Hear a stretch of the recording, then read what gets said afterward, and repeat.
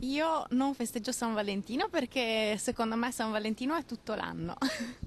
E quindi però comunque riceverà qualcosa. No, perché no, perché secondo me, cioè, bisognerebbe ogni giorno essere grati per l'amore che riceviamo e che diamo agli altri, quindi io non sono per San Valentino. Comunque faccio gli auguri a tutti.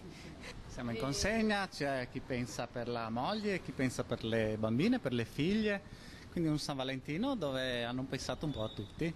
Si continuano a regalare i fiori, alcuni sono solo dei pensieri, altri sono delle cose un po' più importanti, però comunque è una festa ancora sentita, sì.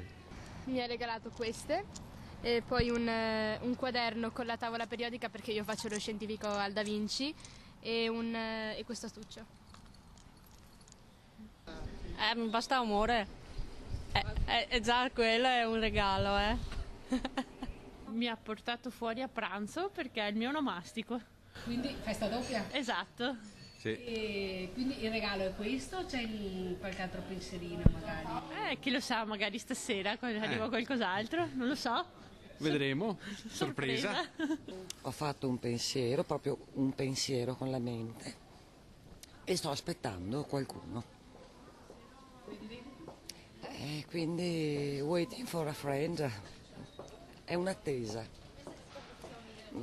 Però non regalo nulla. Io personalmente non regalo nulla. Attendo. Dove stai andando? Da mia moglie. Dalla moglie? Sì. Hai preso un bel pensiero? Sì, sì. E ti aspetti che anche lei ti abbia fatto qualcosa quando arrivi? O te ha già Sì, fatto? sì, mi ha fatto anche lei. Ti ha già fatto? Sì, Cosa sì. ti ha fatto? Boh, non so, vediamo.